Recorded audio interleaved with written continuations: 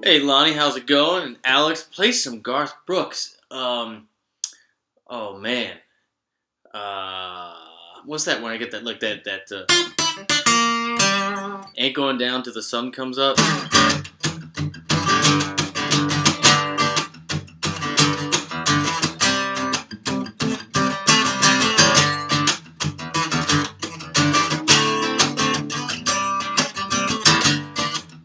It's got a lot of lyrics. Down till the sun comes up.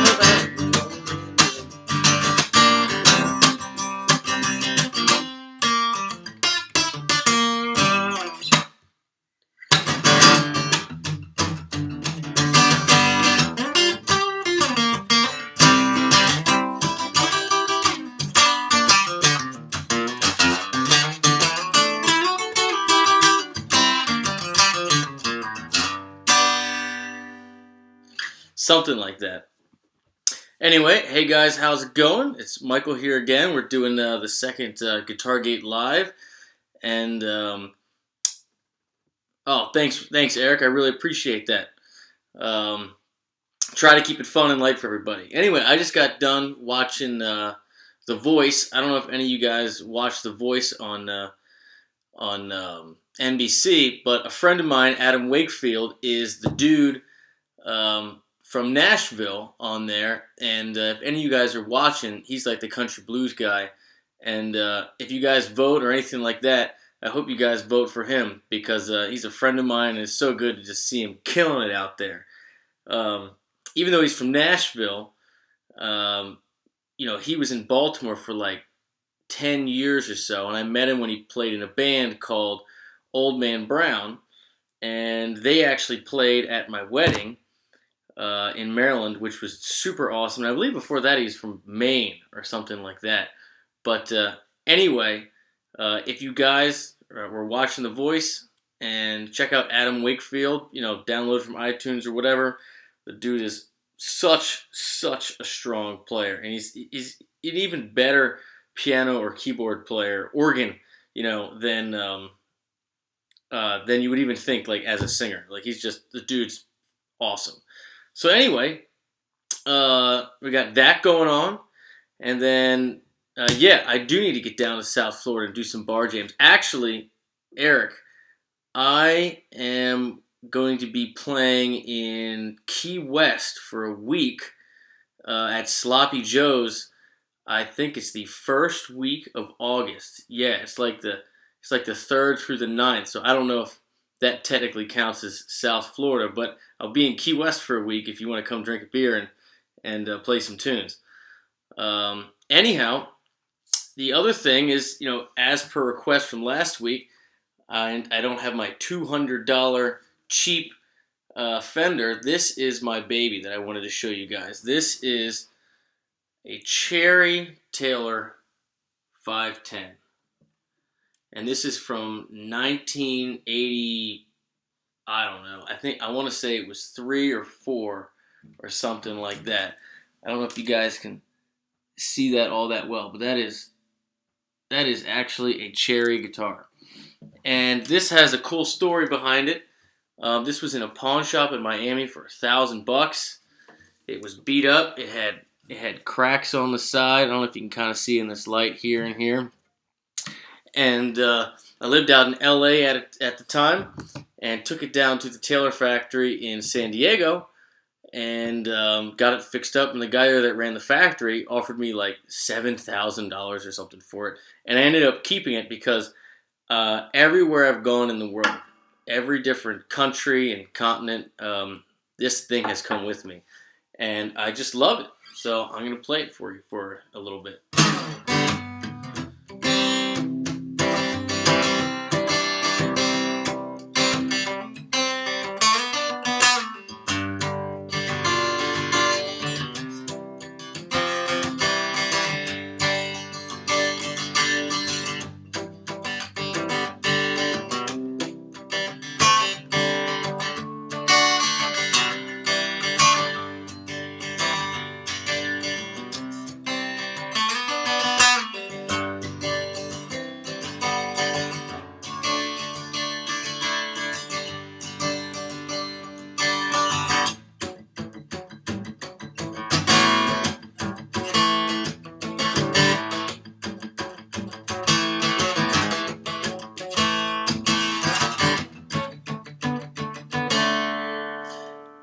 Yeah, Dawson, yeah. Oh, Dale, you want some?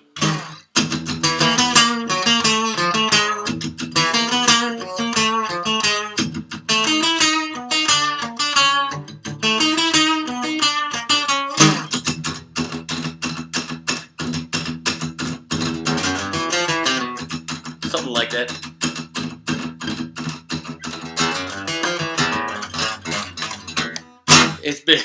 It's been a minute, but there's a little Slayer for you.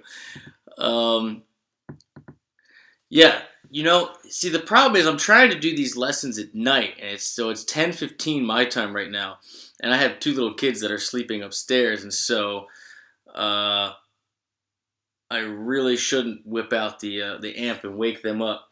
But I will next time. Next time, I just moved into this house, right? It's been like 2 weeks, and so the basement is all full of our crap from moving. But I'm going to clean that out, and I'm going to set up a little studio so I can start cranking at nighttime. And I also might start doing these during the day, too, if there's enough of you on here where it makes sense. So yeah, that's why I haven't been doing electrics on here so far.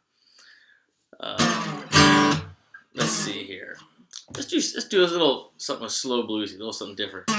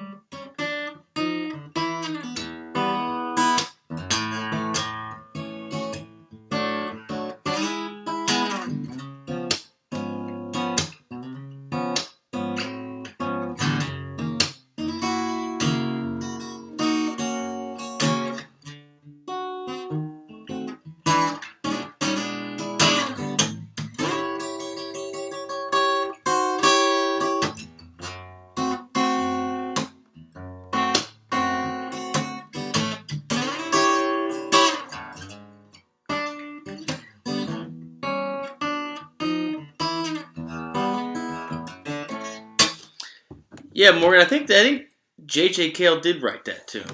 Um, well, hello, Kristen Young, the singer in my band, just joined.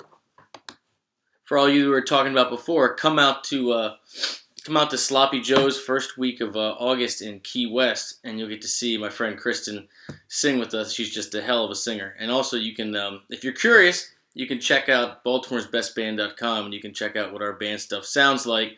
Band's called What's Next. So let's see, Eric. What size strings do you prefer for acoustic? Well, for this, these are 12s. These are 12s, and I use the elixirs. I think we talked about it last time. I don't typically, spend the extra money. I think they're like $13 to pay for elixir strings for electric guitars. But on acoustic, I mean, I really think they make a difference. They last a little longer, they're a little brighter, and they feel nice and slick. And yeah, I tend to use 12s, because I want to be able to do a little.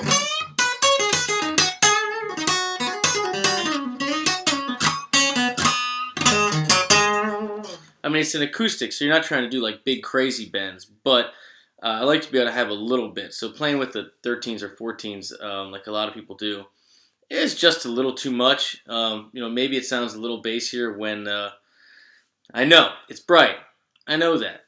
But I like having a little play in the strings. If I'm doing recording or something like that, maybe I'll put something heavier on there. And a lot of it has to do with, the attack of the right hand too. But yeah, it is bright. They are. But I like the way it feels. And I tend to worry about how things feel more than how they sound. And that's just kind of something I like, something I do. No, I have not tried the clear toned 13s. And hey, Neil, what's happening, brother? Hope to be able to grab a beer with you soon sometime.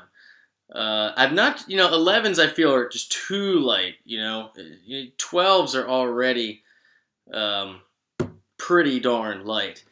And just 11, just it feels for acoustic, it seems just a little too noodly for me. Anyhow, Johnny, yeah, this guitar is bright red. I don't know if you were there at the beginning, but this is actually a cherry guitar, and it was custom in the 80s. Someone called into the Taylor factory. I don't know how it made its way to a pawn shop in Miami, but that's where I came. That's where I found it, and this guitar is just so freaking awesome. It has just been everywhere with me, and I just love it.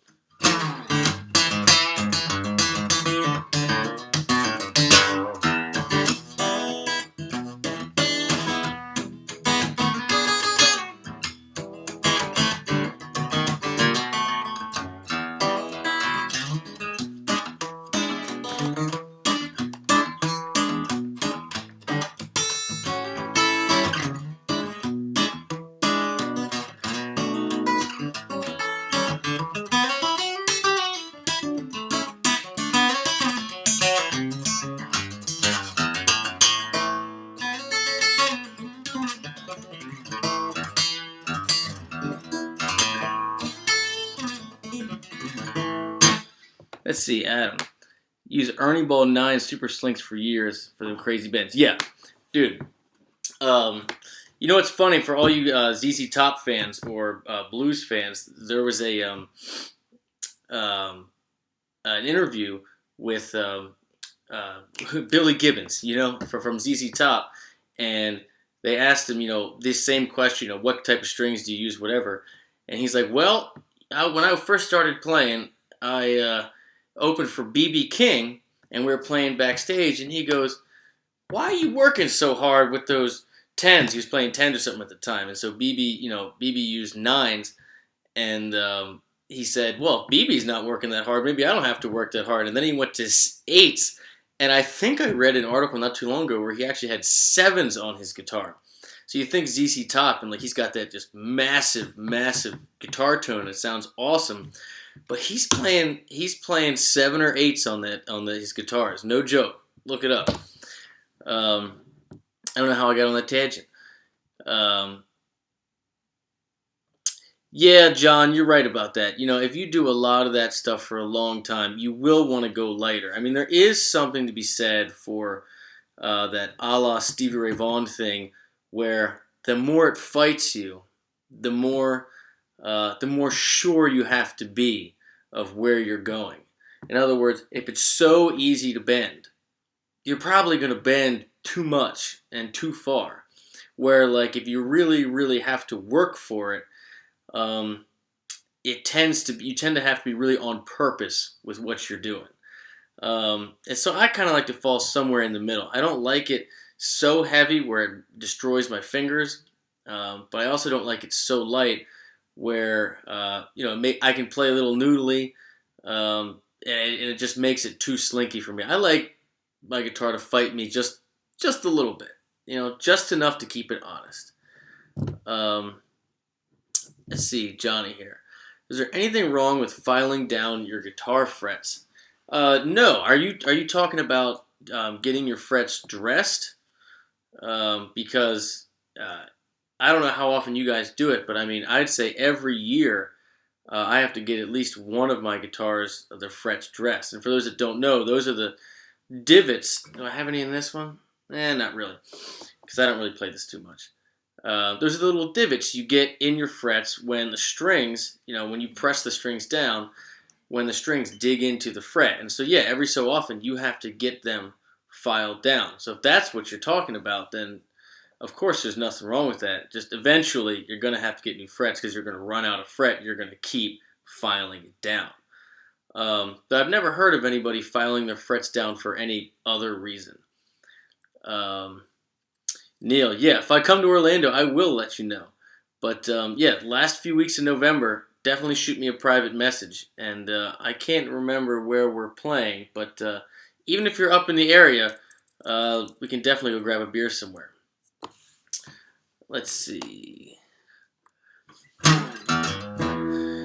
What do you guys want to hear? Maybe I'll know something, or maybe I won't.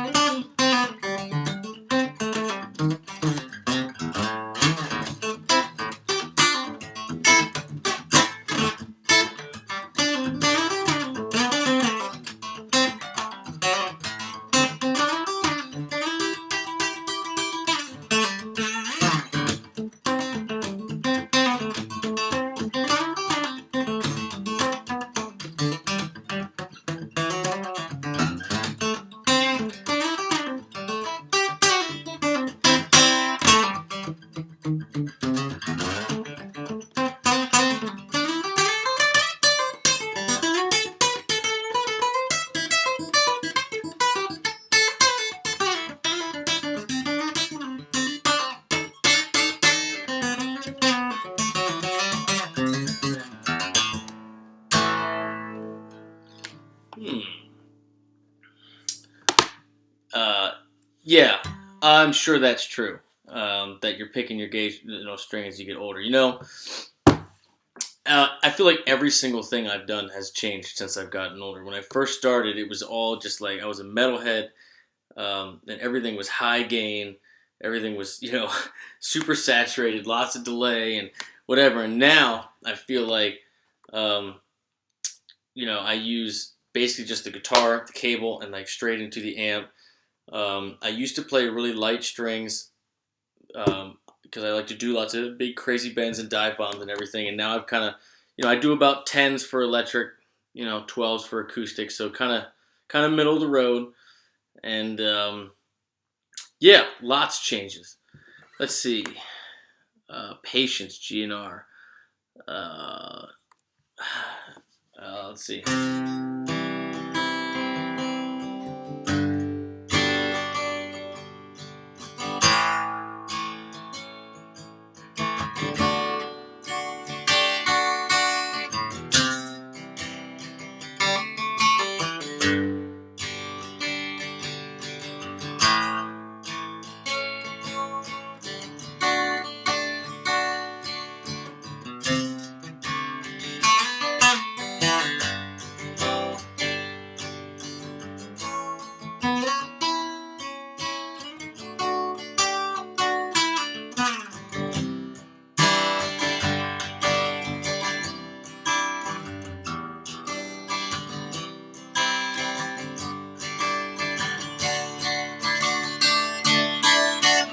Yeah, Kristen, I know I forgot the freaking whistle.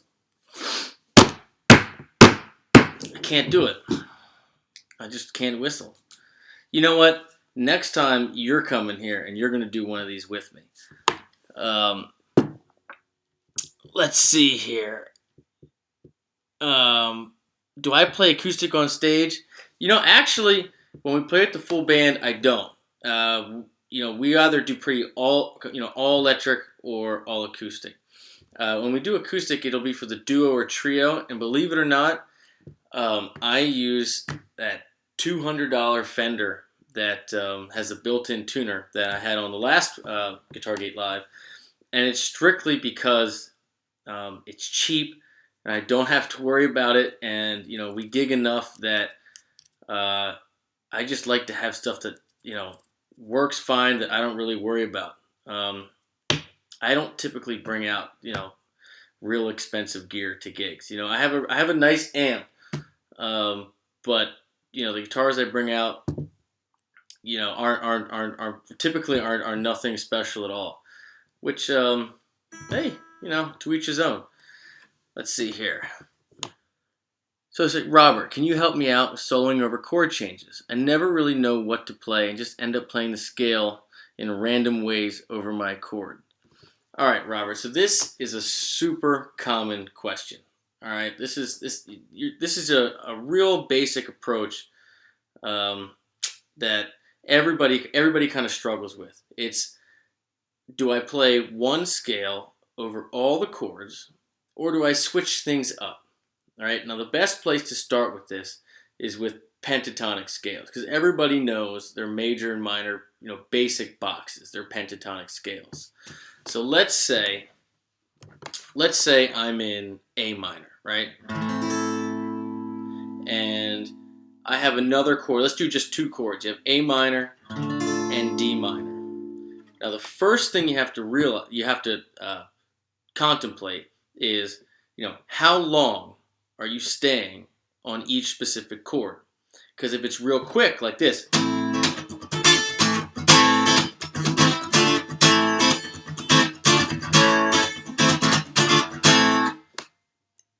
the D minor is just like a suspended. You're just like suspending the A minor for a second. It's just there it's just a touch, right? But for example, if you're doing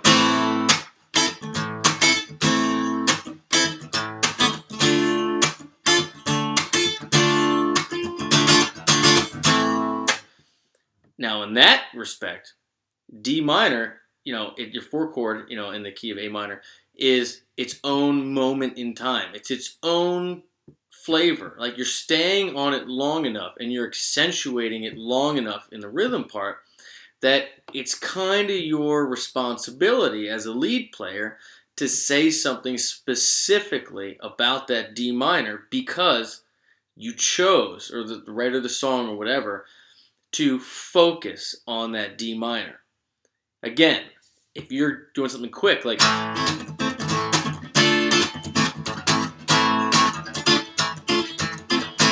where you're going back and forth so quickly, you're not really choosing to focus on D minor. You're choosing to just add a little something extra, suspend that A minor for a moment.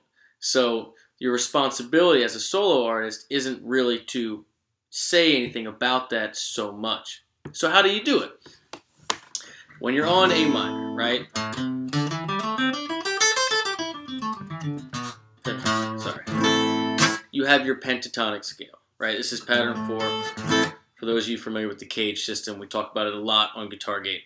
And so when you're going to be playing over that, the first things you're going to focus on, right, are your roots. So the root is, if you're playing an A chord, it's the A's, right? Those are the most consonant sounds. So anything that you starts and ends on those is going to sound like the beginning and ending of a sentence. It's going to sound the most consonant. So if you're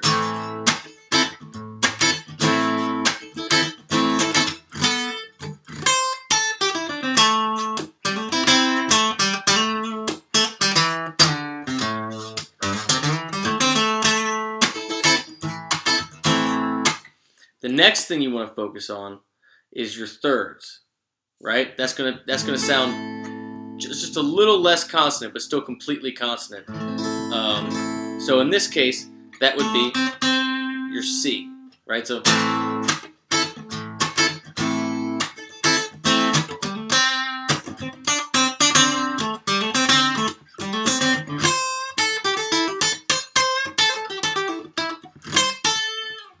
right?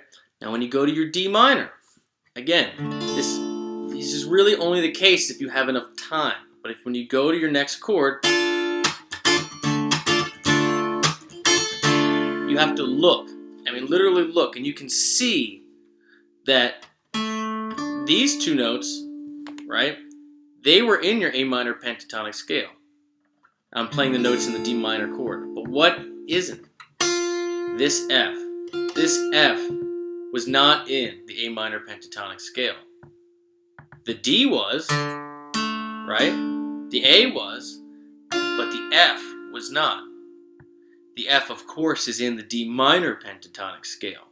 So if you have enough time and you switch to the D minor pentatonic chord, you want to accentuate not just the D, but the third, which is that F. And you'll really hear the sound of D minor. You'll sell it.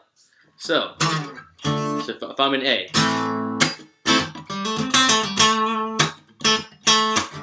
D minor,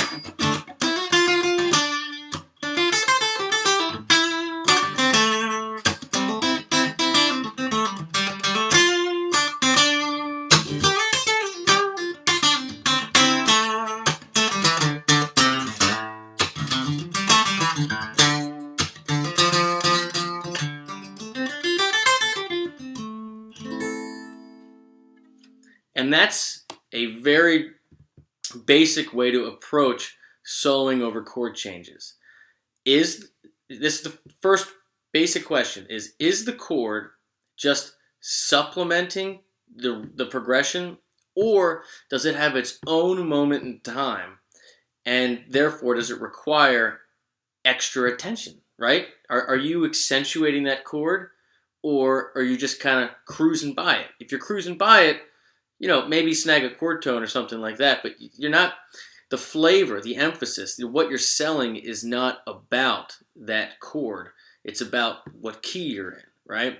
But if you're in a progression where the chord has its own moment in time and it says something, it's its own piece of time in that piece of music, say something about that. And the way that you do that is you can switch to the pentatonic scale that corresponds to that chord and accentuate those chord tones that are in that chord, especially the root and the third, whether it be major or minor.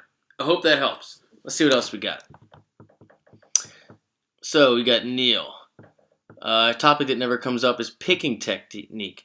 Most guitarists are not aware of what they do outside of the actual mechanics. How would you describe yours, and how does it help with your playing?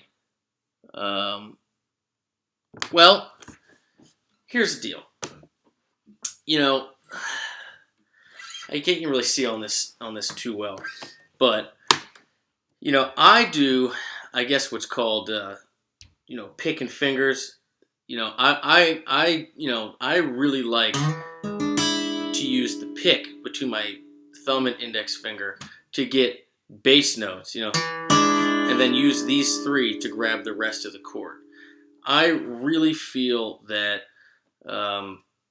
when you get used to that and you get used to breaking it up like that, you can just get so much more than just using the pick. One, because you get different sounds, and two, you give yourself more options. It allows you to play more piano-style parts with more things than just like a strum. Like, for example, if I'm like,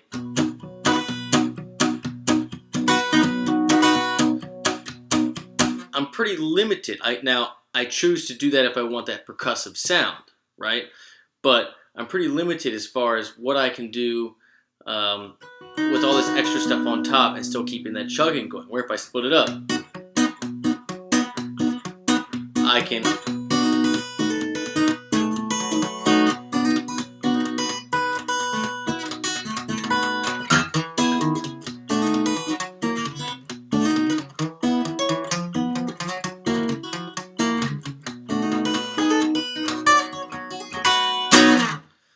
I know it's kind of a different style thing, but I find that doing the pick and fingers um, is is the most economical way you can move around the neck. And for the first, I don't know, 20, 30 years or whatever, I mean, 10 or 15 years I was playing guitar, I never did that. It was always just like, just with the pick doing metal stuff. But like the older I get and the more diverse style stuff we do, especially stuff in the band where we play weddings and we got to do, At Last and some of those other type of things, um, it really is nice to have different textures with your pick, the tips of your fingers, your fingernails, and just more stuff, more fingers to grab stuff with. So I don't know if that really answered your question, but that's what I do.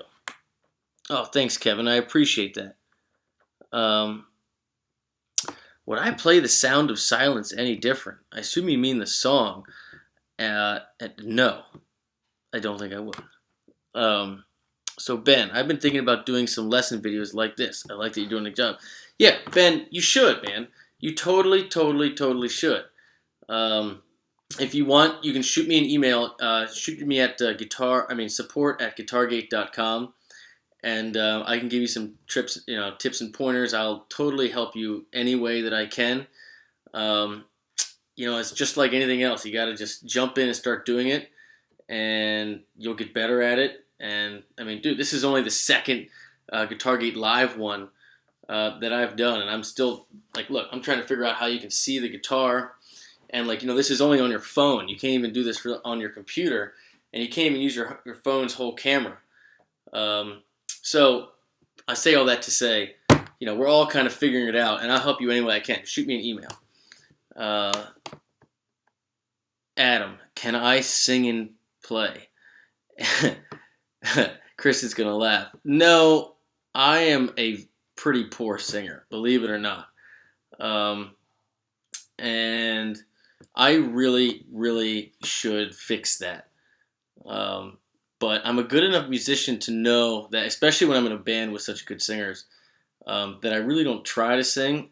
And I'm just really not a strong singer. I just can't lie. I'm just not. Um,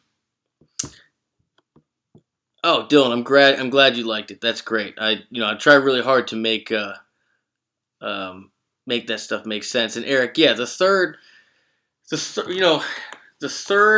And when you get into more bluesier and jazzier stuff, it's the sevenths too. But it's about the chord tones. When you play over different chords, and you want to accentuate that chord, right? You chose that chord for a reason. It's not arbitrary, right? Or the writer of the song chose it for a reason. And if you're staying on that chord long enough, right, to where it changes the song, where the song wouldn't be the same without it, because it really adds something significant to it, right? Your job, your responsibility as a solo player is to accentuate that and sell that change. And in nowhere is that more clear than with the third and the seventh degrees. Yes, the root, but the root is vanilla, right? The root implies that there's a new chord, but it doesn't necessarily imply the quality of the chord or where that chord wants to go. And the third and the sevenths absolutely do that. So the more comfortable you get with these scales, it's really about just seeing and hearing the chord tones and hitting those and hearing the change one note at a time. All right, so Eric, how does the major scale play into soloing up the neck? Well, same thing, right? The chords come from the major scale. Like if you're in A,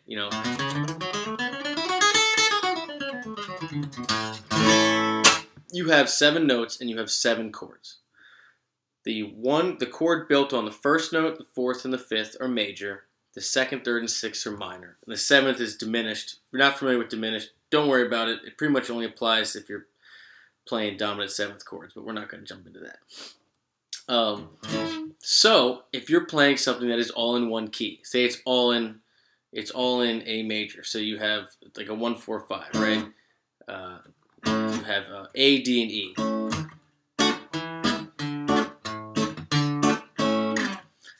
If you know all your chords are in one key, then what you're going to do is you're going to pick the scale that is the home base of all those chords, and you're going to play through the changes.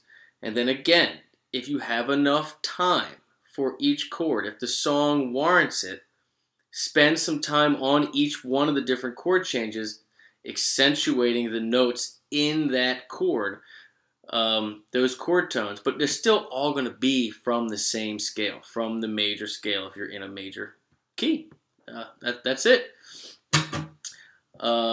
Eric, what are you using the mic here? Dude, this is just the iPhone 6 camera. So the Facebook Live is only on the mobile phone right now.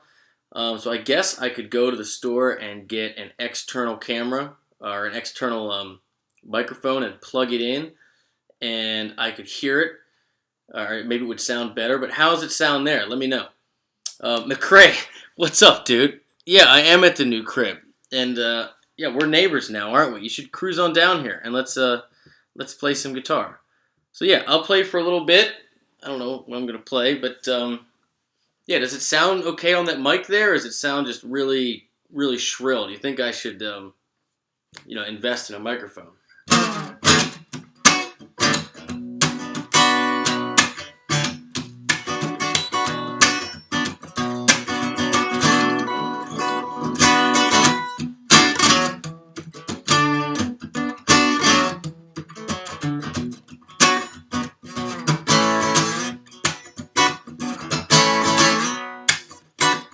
What's up, Ken?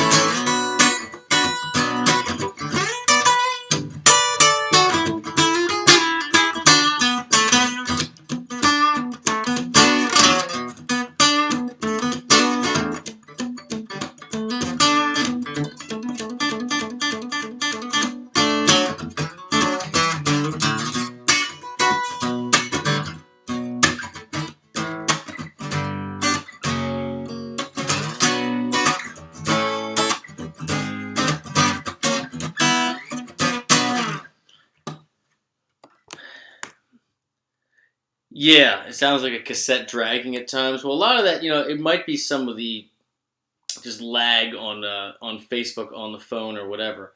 But yeah, I'm glad it sounds good for you guys. I'm glad it sounds good. Let's see, what else can we do here? How about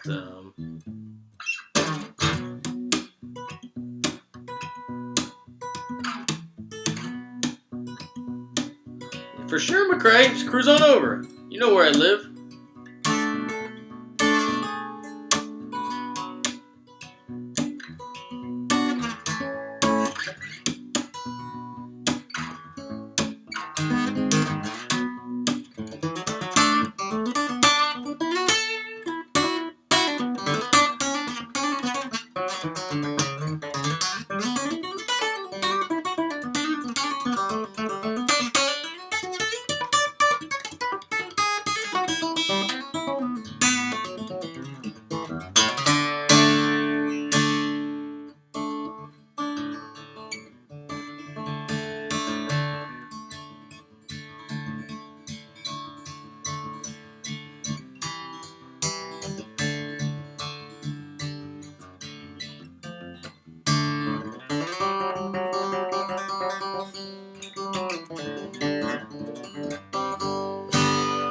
Alright, let's see what you guys got here.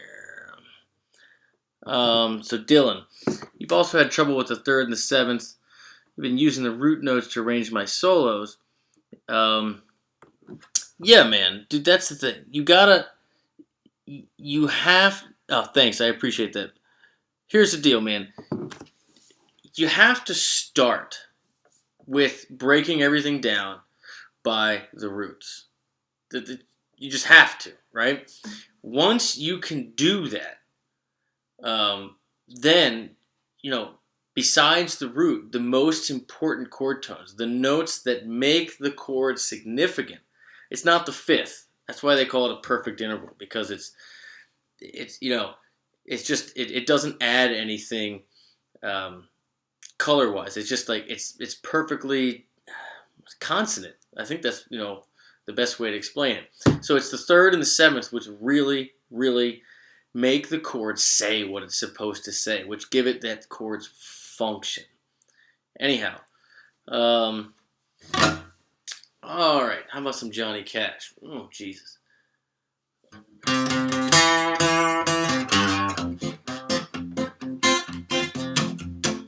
When I was a baby, my mama told me, son, always be a good boy, don't ever play with guns. I shot a man in Reno just to watch him die. And hear that whistle blow.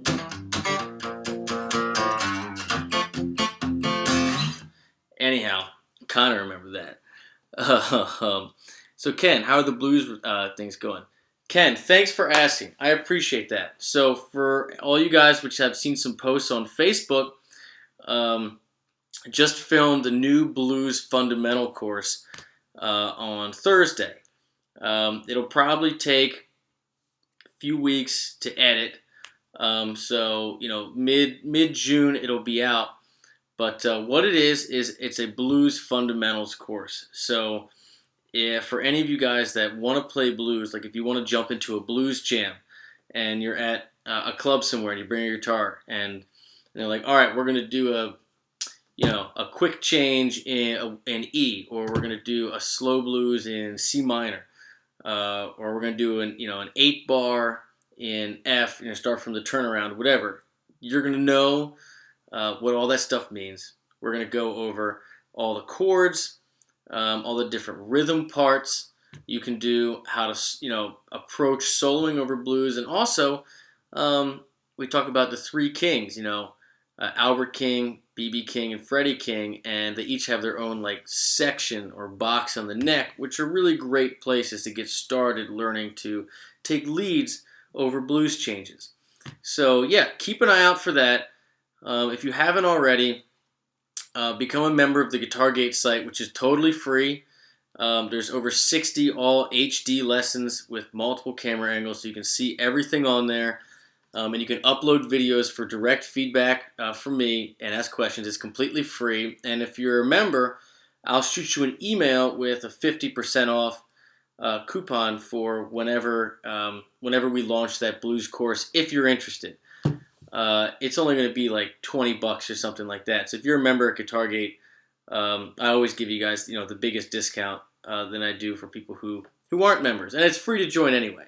So yeah, if you have any questions about that, you can shoot it to me. But keep an eye out, and I'll be posting regularly, so you guys will know that that's coming. But yeah, super super duper excited about it. And also, I don't know if you guys saw, but PRS let me borrow that Santana custom to film that course with, and that's a hot guitar. I mean, I think it's like $4,500 or something silly, but that is a hot guitar. If you get a chance to play one of those, I mean, you really, really, really should. All right, let's go back up and see what's going on here. So Eric, did music education help, or did you find that it's easier to figure things out by yourself? This is a good question, Eric. And here's the deal. So I started playing guitar when I was like 5 or 6, right? Picked it up, put it down a bunch of times like everybody did or does. And then, finally stuck with it when I was like 13.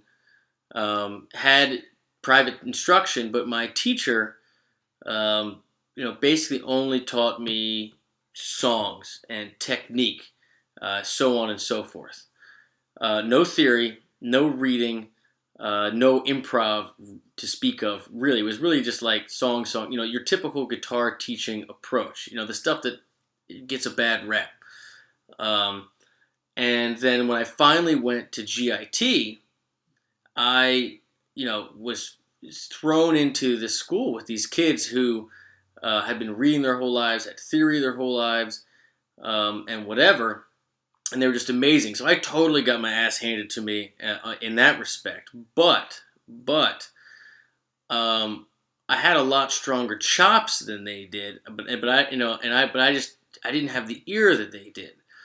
Um, and so learning theory really, really, really, really helped me, because my background was self-taught, and yeah, I had really, really strong physical chops. I had great sense of dynamics and rhythm and things like that. But literally, I starting at ground zero when it came to theory. Like these are the notes in a C chord. Like I have no idea what you're talking about. And I went to college like that, which is nuts.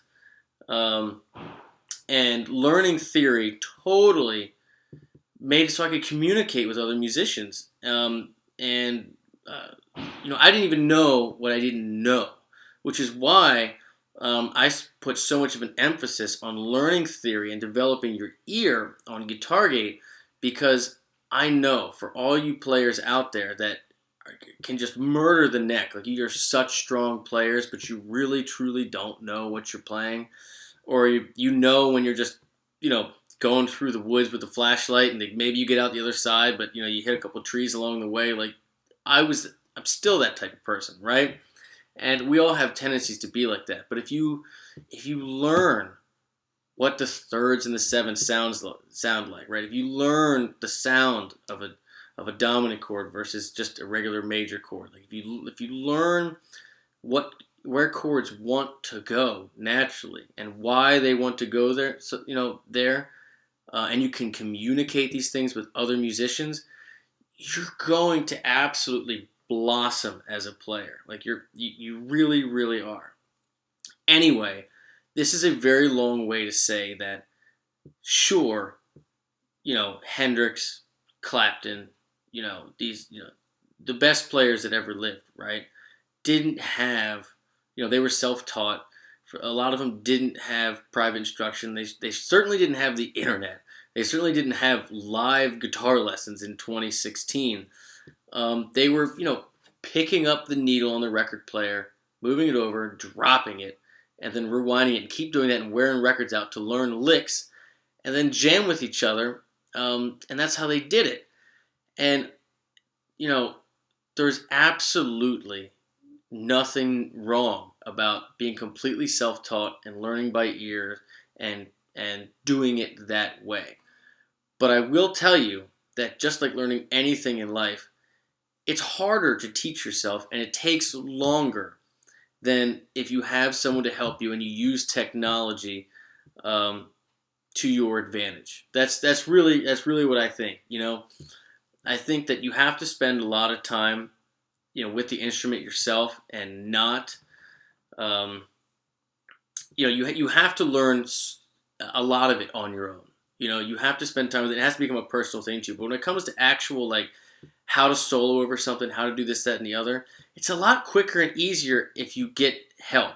And for me, that the whole theory part, like, it totally, totally opened up my playing and made it so much easier. So I highly, highly, highly, highly, highly recommend that you learn some theory and you learn some songs, right?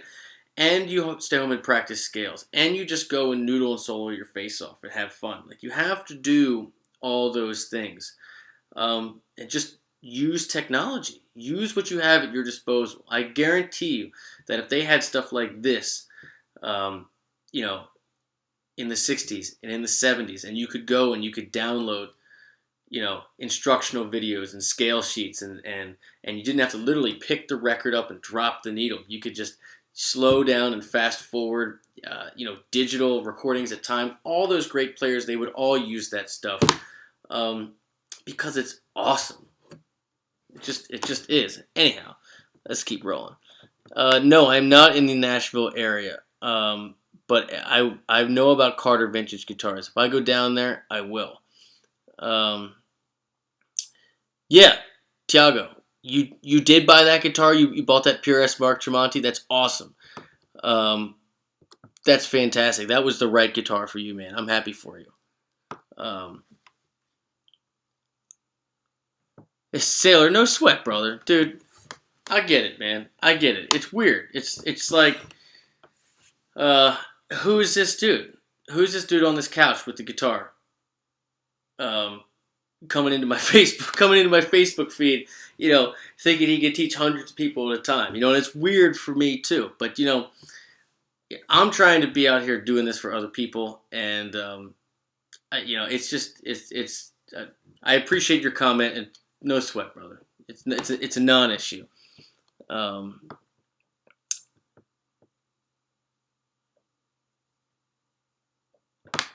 right. Well, I'm just gonna play a little bit. Let's see. What can we do here?